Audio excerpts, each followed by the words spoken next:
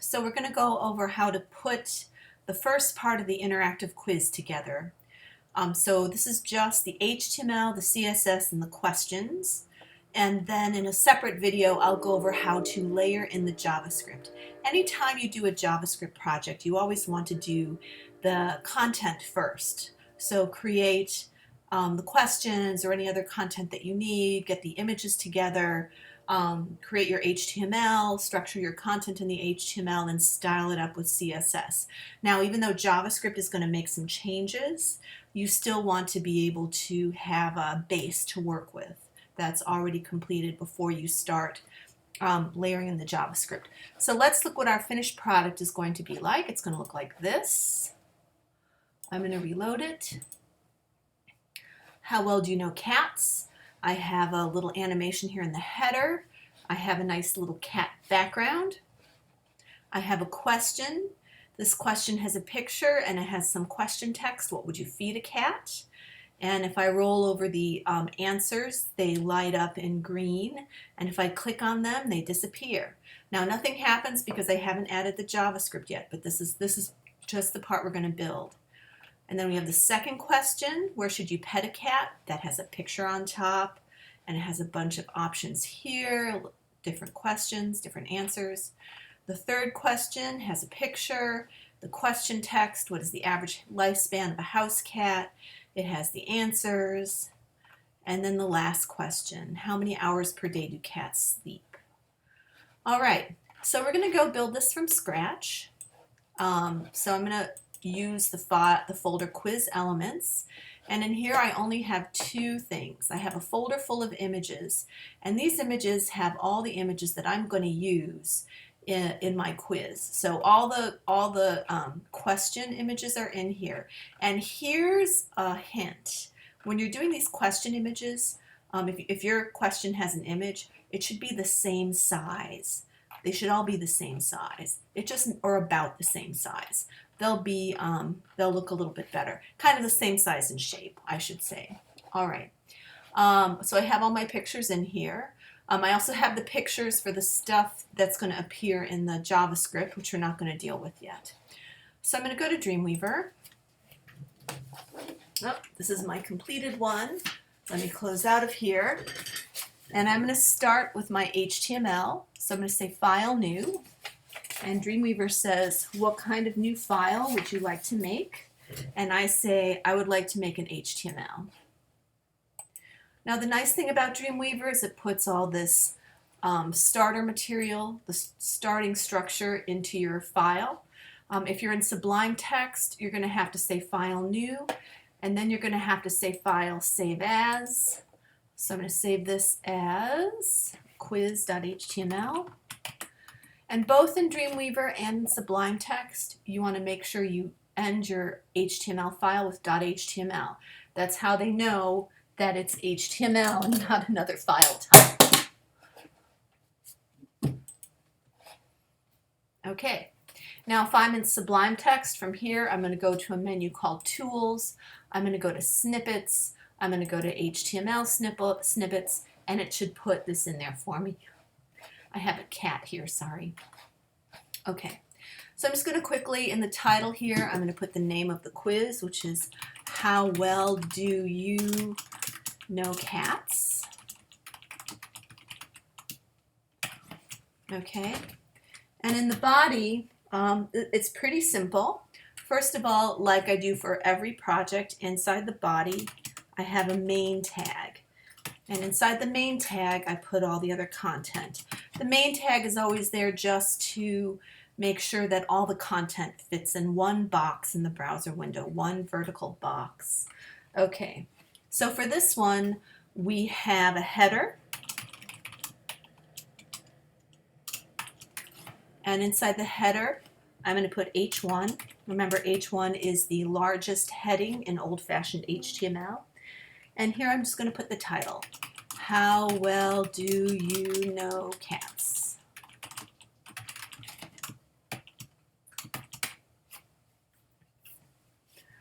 Okay. Now everything else is going to be a question. So I'm going to start with a section. And I'm going to put each question inside of a section tag. So I'm going to open and close a section tag. So the first thing I'm going to put in my first section, actually, let me go look at my cheat sheet.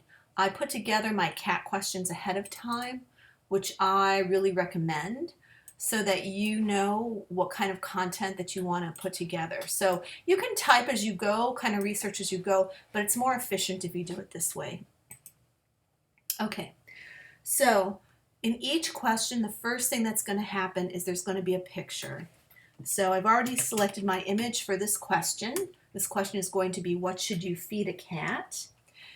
So I'm going to do image source. And I'm in Dreamweaver, so I can just use the browse button, but I happen to know that all my images are in a folder called images. And this one, I believe, is called cat food. Catfood.ping. Now I want to be careful to add the alt tag. Remember, the alt tag describes the image for both people who are visually impaired, whose browsers read the content to them. So when it comes to the image, it reads the contents of the alt tag. It's also really good for search engine optimization. So for the search engine to better interpret what your image is about, it uses the alt tag. For both those reasons, you want to use the alt tag. Okay, next I'm going to put my question text. So H1 is the biggest header text, so I'm going to use H2, which is the next size down. So H1 is biggest, H2 is next. It goes down to H7, which is really tiny. And so here I'm going to put the question text, which is, what would you feed a cat? I'm going to put that inside of an H2. So that's just the question text. Okay, now I have 4 answers. Each answer is going to go inside of a P, a paragraph, and then inside of a button. And the button is what's going to give it that button-like shape. We can use other means to give it the button-like shape, but button works really well. So here I'm going to put the answers. Canned tuna, close button, close P. Okay, then answer number 2, open a P, open button.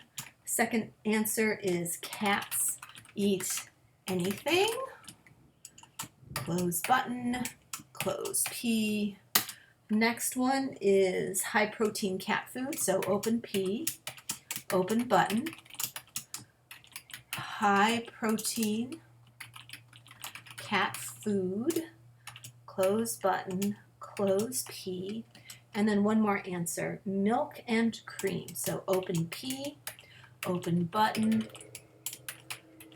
milk and cream, close button, close P. Okay, now I'm going to save this. So this is the structure of my question, my first question.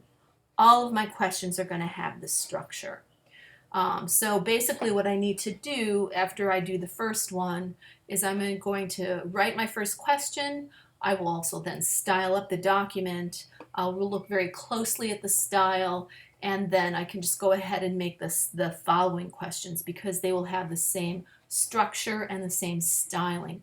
But let's take a look at this right now, even though we don't have any styles associated with it. Let's just do a little preview. All right, there it is. Okay, so this is the H1 header. This is the IMG. Now this IMG is full size because there's no style attached to it. You always want to style the size of an image in the CSS. This is the H2, and these are my 4 button choices. Now they don't do anything here, they're buttons, they just have this style. I'm going to style them up in the CSS. Okay. All right, so now we're going to make a CSS. So I'm in Dreamweaver. I'm going to say File, New. It says, what kind of file would you like to make? I say CSS. I click Create. Now if I'm in Sublime Text, I'm going to say File, New. it's going to sit there and say untitled document. But I want to do the same thing that I'm about to do here. I'm going to save it as a .css file in my folder. So I'm going to go to File, Save As. I'm going to call this quiz.css. And it's really important, both in Dreamweaver, but really also in Sublime Text, to put the .css at the end of your file name, because that way Sublime Text knows it's a CSS. It will give you the code hints. Dreamweaver, same thing. Obviously, you need it for the browser, so make sure you put that .css there. So I'm going to save. Okay, now in Sublime Text, when you save a document as CSS, it doesn't include the @charset quote UTF-8 here. And I think you can use that if you want. If it's not in there, it's still going to work. It's probably good practice to put it in. So you can do @charset, notice the way it's spelled, there's no spaces, and then space, quote, UTF-8, close quote, semicolon. Don't forget the semicolon. Okay, so here in my style sheet, I'm going to style up the tags that I have in the HTML. Let's go look what we've got. We've got body, we've got main, we've got header, we've got H1, we've got section, and we've got button. I think we can start with those. So body, main, header, H1, section, H2, and button. All right, let's try that. So body, main, header. Now inside the header is H1, which is actually probably what we're going to style instead of the header. Then we have a section. Okay, now each section has an image, so I'm going to go ahead and do section img. That means the image inside of the section. And then we have an H2, and then we have a P. Then we have a button. All right, that's basically what we have. So from here down, from section img, H2, and button, these are the styles for the questions. H1 and header, these are the styles for the header. Body and main, the body is the browser window and main is the box that contains all the other boxes. So in body, I already know I'm going to have a background color. I'm going to use a named color, coral. I also have a nice background image. And remember, if you do background image, you want to use URL. I don't know why they do it this way. It's in the images folder, and I think it's called catme.ping. Okay, now if we just add catme.ping, it's not going to be quite the way I like it. Oh, that's not it. Oh, these are not linked. Haha. All right, so let's link our style sheet. So I'm going to go back to my HTML. I'm going to link the style sheet in the head so we can see the little cats in the background. So to link the style sheet to the HTML, I go into the head tag, so at the top of the body, top of the document, not inside the body. And the tag I use is called link, and then it's href, which means hypertextual reference, meaning where is this file? I happen to know that the name of my file is quiz.css, and then I say rel equal quote style sheet. Oop, I was trying to use the thing there. And then it's type equals quote text / CSS. Okay. So I only have one style so far. I've made the background coral and I've put the cat image in there. Let's see what that looks like. Okay, so you can see these cats are too big. So I'm going to change the size of the background cats. Let me close this so it's not distracting. Okay, so I'm going to set background size to 10%.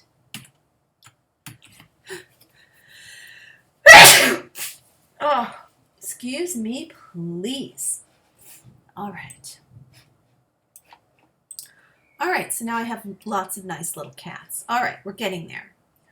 All right, next I'm going to do main. So I'm going to set main. Remember, main contains all the other content. I'm going to set main to width 60%, and that's going to be 60% of the browser window. Now we don't really see a difference here because this is not, none of this is yet 60% of the browser window, and left to its own devices, everything stacks one on top of the other flush left. But if I want the content to be centered inside of the browser window, the main box itself, then I'm going to come back here and say margin auto. Okay. Now that centers the main box, but it doesn't center the content itself. So this is the left-hand side of main.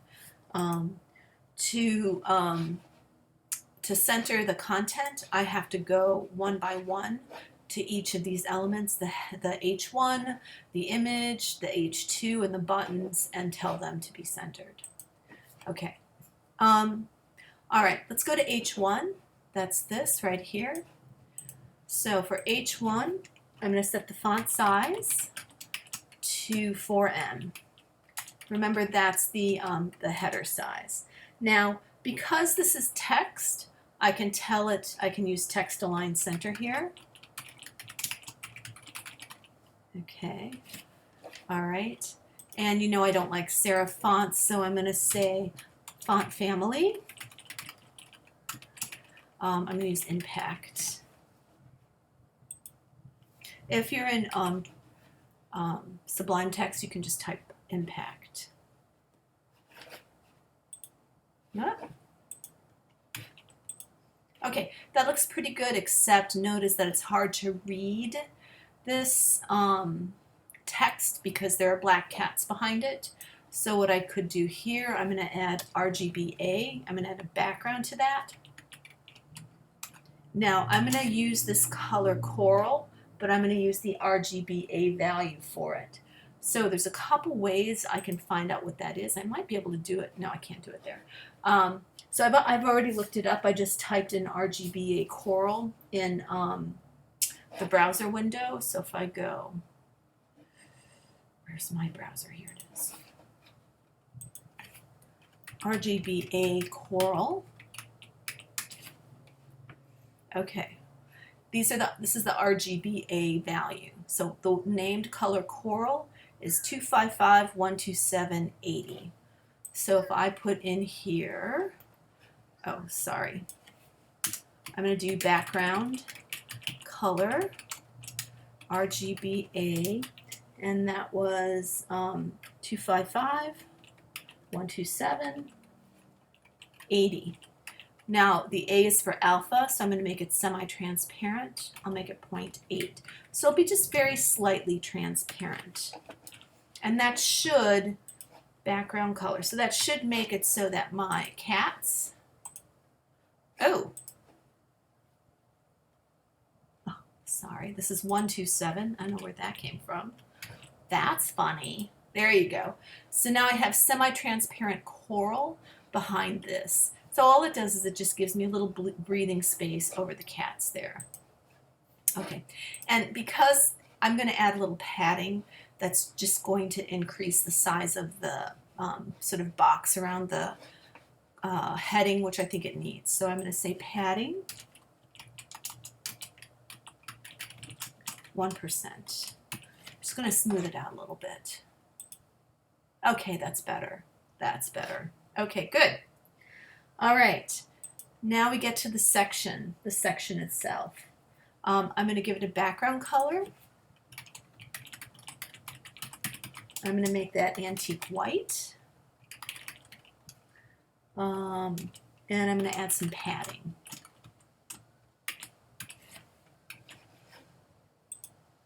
All right, okay, we're starting to get somewhere. I could maybe even do a border. So I can do borders in two ways. I can either say border color is black, border width is thin, border style is solid, or I can just say border thin, black, solid. You can use other colors, you can use other named colors, you can use hex colors or RGBA colors, you can use numbers like 10 pixels or 9% or whatever for the width. There's only a few styles of borders, so you can look that up in the HTML tutorials. Okay, all right, that looks good. Okay, next is section IMG. So that's this image inside of the section. So what I want to do is I want to control it. So I'm going to set it a width. I'm going to give it a width of 30%. And that's going to set the size of the image. So width, 30%. Now when I do this, you might say 30% of what? It's actually 30% of section, which is it is encased in.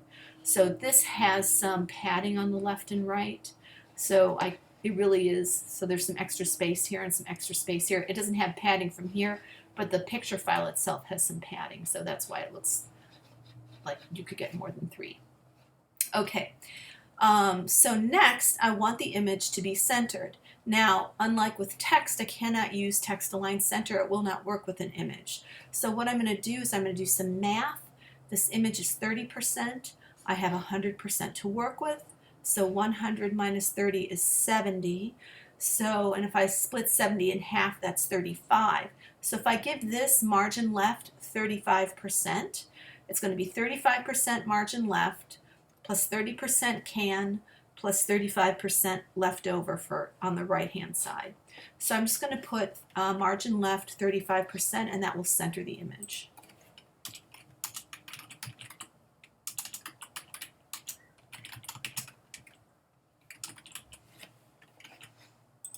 Okay, very nice. Now here we have the H2. So we're going to treat this similarly to the way that we treated the H4, the H1. We're going to say font size. So the H1 was 4M. We'll make this 2M. We'll make the font family impact. And we'll say text align center. And we can do text align center on this because it is text. So it will obey me. Okay. So the next thing that we're going to style up is these buttons. So we can change anything about the buttons. We can do the font face, the font size, the padding, the width, the background color. And if you go online, you'll find a whole bunch of tutorials on how to set up, how to design buttons, button tags. So I'm going to use just some basic ones. So for button, first thing I'm going to say here is I'm going to say font size. And so I'll say 1.5M. So I don't want it 2M because that's what the question is. I'm going to say font family. Now, impact is too condensed for these buttons, so I'm going to go with a different sans serif font. So here, we'll do this one. So those of you who are in Sublime Text, you could do Helvetica or Helvetica New. Okay, font family, font size, width, 100%. Let's see what that looks like. Oh, look at that. Font size 1M, width is 100% of the article. I'm sorry, of the section. Font family is Helvetica. I'm going to add some padding so it's not quite so crammed in there. I'm going to add padding all the way around. So I'm just going to say padding 1%. Beautiful. And then I'm going to change the color. And I'm going to change the color to the background color. So I'm going to use that semi-transparent coral again. So it's background color. This is for the button. So I'm going to use semi-transparent coral. So it's RGBA, and coral was 255, 127, 80. And I'm going to make it a little more transparent. I'm going to make it 0.5. Okay, so it's going to be a transparent coral color against the antique white of the section. All right, there we go. There's our button. Now, because these are buttons, I also want, when I roll over them, I want them to highlight. I want to indicate to the user that if you click on them or something, something will happen. So to do that, I also want something to happen when you click on them. I want to change create a reaction. So to do that, I'm going to use those two link pseudo classes that we learned early on this semester. I'm going to use hover and active. And hover is what something looks like when the mouse rolls over it. Oh, it's mad at me because I made a change. When the mouse rolls over it, and active is what it looks like when the mouse clicks on it. So if I want to make something happen when I roll over the button tag, I'm going to change this here. I'm going to add button : hover. And that means do this when the mouse is rolling over the button. And basically what I do here, and again, I could do anything. I could change the font size, I could change the font family, I could do whatever. But I'm just going to change the background color. And I have a nice green here, so I'm just going to type it in. RGBA 130, 255, 188. And I'm going to use the same semi-transparency of 0.5. And that's going to give me kind of a seafoam green color. So when I roll over the button tag, it should turn this color, which is that color. So when the page loads and nothing's happening to the button, the background color is this coral. But when I roll over it, it should be this like seafoam green. All right, let's see if it works. Oh, look at that, look at that, look at that. Okay. Oh, there we go. Now the last thing I'm going to do here to set up my button question, to set up my question in my buttons, is I want to set up what happens when you click on it. And I like to make things disappear when you click on it. So I'm going to do button active, which means what do you do when someone clicks on this? So I can't use opacity 0 on a button. So I'm going to just set the background color back to antique white. And I'm also going to set the text color to antique white. So it will look like the whole thing disappears. All right. So here I'm going to say button active. And I'm going to say background color antique white. And I'm using antique white because that's the background color of the section. Now, that'll cause the background color to turn antique white. But I also want the text to disappear, so I'm going to have it change the color. Remember, the color is the text color to antique white.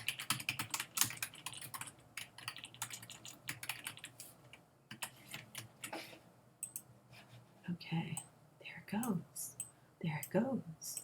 There it goes. All right. Okay, so the hard part is over. I have successfully created my first question and styled it up. For the rest of my questions, all I have to do is copy the first question in the HTML, paste it, and replace it with the contents of the second question.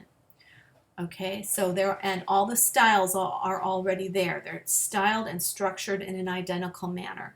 So let's go to the HTML and try that. So here I am in the HTML. This whole section here is my first question. I'm going to copy it. I'm going to paste. Okay, so now I have the second question. The second question is, where should you pet a cat? Okay, so first of all, I'm going to change the image. Where should you pet a cat? I'm trying to remember the name of this file. It's in the images folder. I think it's called pet.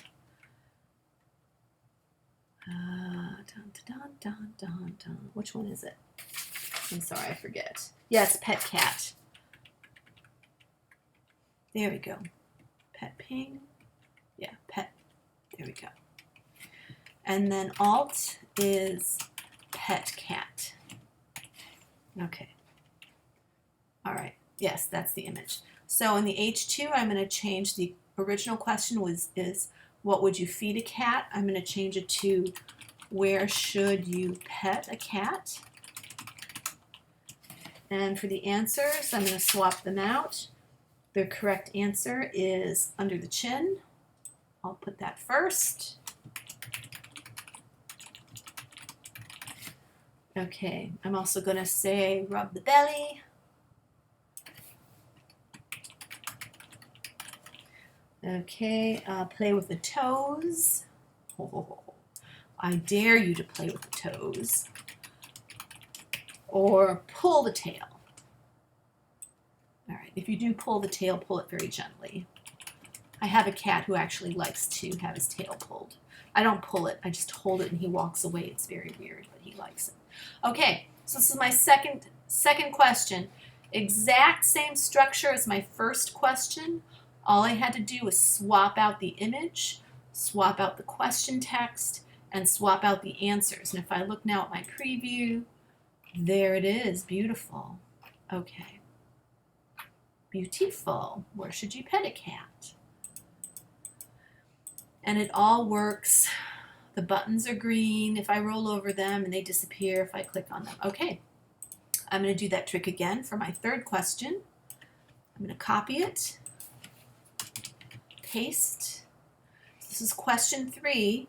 This question is, what is the average lifespan of a house cat? Okay, so I think for this I have a picture of an hourglass. So in this section I'm going to change the image to, I think it's hourglass.ping. Yeah. Oops, sorry. And the alt is hourglass. Okay. Now the question text is, what is the average lifespan of a house cat?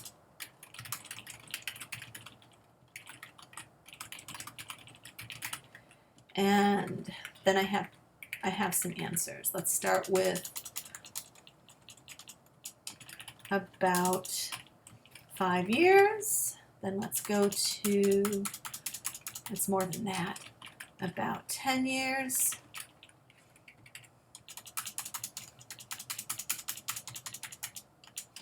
About 15 years. Be careful not to introduce typos. And about 20 years. So the average lifespan of a house cat is about 15 years, but you know, a house cat that's well taken care of, that doesn't like go outside or anything, can live about 20 years. Okay, so again, question 3, same exact structure as questions 1 and 2. Different picture, different questions, different answer text. Oh, look at that. There's our hourglass, there's our question text, here's our buttons with the answer. All right, we have one more question. Okay, so I'm going to copy the question 3. I'm going to paste it. Now this is going to be question 4. So question 4 is, how many hours per day do cats sleep? Okay, so here, I think I have a picture of a sleeping cat. See if I can remember what the name of it. So the image is inside the images folder. And it's called cat. Sleeping. Ping. So alt equals sleeping cat. Okay. Now I'm going to change the question text in the H2. So what is the question? How many hours per day do cats sleep? How many hours per day do cats sleep? Okay, so we're going to say about, I think it's 8:16, no, we'll say about 4 hours, about, oh no, I'm not remembering what the answer was here, about 8 hours, I think it's 16 hours is the answer, yes, okay. About 16 hours and about 20 hours. Okay. So they sleep about 16 hours. So now I have my fourth question. I changed the picture, I changed the question text, I changed the answers inside the button, and there we go. Beautiful. Okay, that's the basic layout for the interactive quiz before we layer in some JavaScript. Now if you want to get fancy, a little fancy, I introduced a little bit of animation here in H1. I had the title sort of slide in from the top. So I'm going to go ahead and add that. So if you remember, we went over this a little bit, I think in a video and a little bit in class. So animation has two components. The first is you define the animation in keyframes. So in this case, we're going to come from here and go down here. So we're changing the position of this item on the y-axis, right? Y is vertical. Okay, so to create keyframes, what we're going to do is we're going to say, we're going to transform this along the y-axis. So let me show you how that works. I'm going to go to the CSS. I always put the animation at the bottom. So there's two parts to the animation. The first is the definition of the animation. It's called @keyframes. And that just means what follows is an animation description. Then we give our animation a name. We can call it anything. I'm going to call it drop in. All right, and then we have the open and close curly braces. Now, everything in between the open and closed curly braces, that is the steps of the animation. And so we're going to start, the beginning is 0%. All right, and then we're going to have an ending spot at 100%. But let's try 0%. So we're only going to change one thing. We're going to change the position along the y-axis. And I happen to know that the property for that is transform.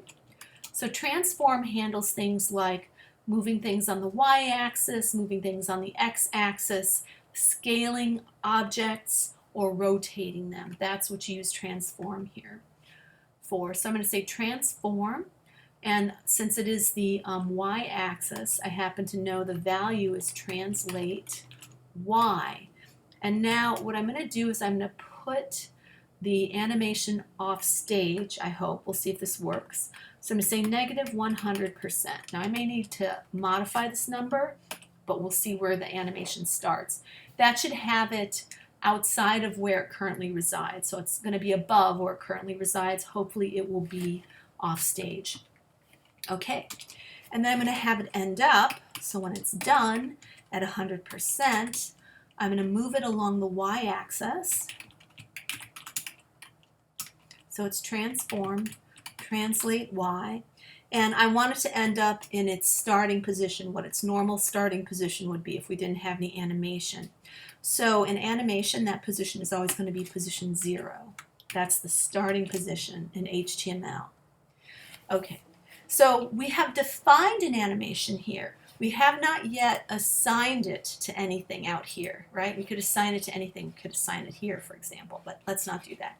I'm going to assign it to the H2, the H1 up here. So I'm going to tell the H1 to do keyframes, to do animation drop-in. So I'm going to go up here to the H1. And there's at least two things I need to specify when I want it to do an animation. First, I have to say animation name. And the one that we're going to use is drop-in. And then I'm going to tell it animation duration. How long should this animation take? So I'm going to say 1 second. Okay. So let's just see how that works. We should see H1 drop down from the top of the page to its original starting position where it's supposed to be, and that should take 1 second. Let's see if that works. Okay, so it works. So what I would say though is it doesn't look like it's completely off stage. So I had the starting point at negative 100. I really want it to be off stage. So I'm going to double that. I'm going to set the starting point to negative 200. So let me change this. Starting position of keyframe drop-in. We're going to set it to negative 200%. That should really put it off stage. Yes, there we go, much better. Now let's say we don't want it to just drop down. What we want it to do is we want it to come down, go past where it's supposed to be, and then snap back. All right, so we can do that. So we're still going to start off at negative 200%. We're still going to end up where we are here, but we're going to put in another frame in between. Hello, kitty. To make it go past its origin. So let me show you how that works. So 0%, we're off stage. When we're done, we're back at the beginning. So here, I'm going to say at 75%, I'm going to have it go beyond transform. I'm still only using transform, translate, y. I'm going to have it go beyond the 0. So I'm going to give it a positive number. Let's give it 50%. That might be too much, but let's see what it looks like. So what's going to happen is at 0, it's going to be negative 200%, so it's going to be way off stage. 75% of the way through, it's going to be 50% past where it's supposed to be, and then between 75 and 100, it's going to snap back to its regular position. All right, let's see if that works. Oh yeah, look at that. Okay. All right, now I think this is probably a linear animation.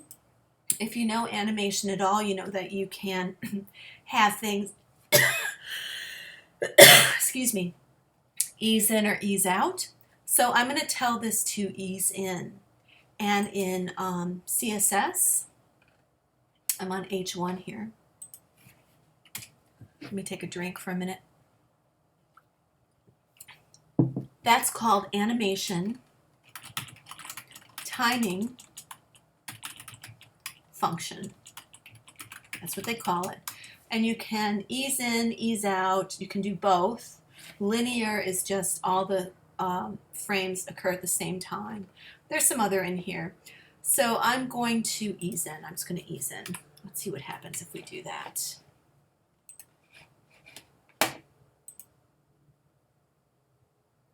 All right, maybe ease in and ease out. Let's try that.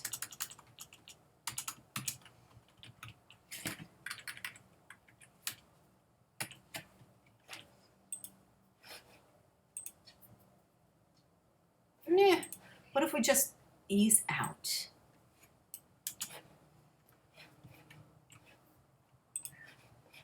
Okay, just a minute. I have a cat sitting here. Okay, that's better. I can play with this forever, but you get the idea. There are many things that you can change on animation, and there's many wonderful tutorials out there on the web. And just to show you that I could really apply this to any of these, so I could take this whole animation thing right here. I've already defined the animation, and I could put it on, say, where's section IMG? I should be able to put it on here. I'm not saying that you should do this, but I'm just, yeah, there we go. We can even see it. See how that is? It's a little crazy. Oh, look at that.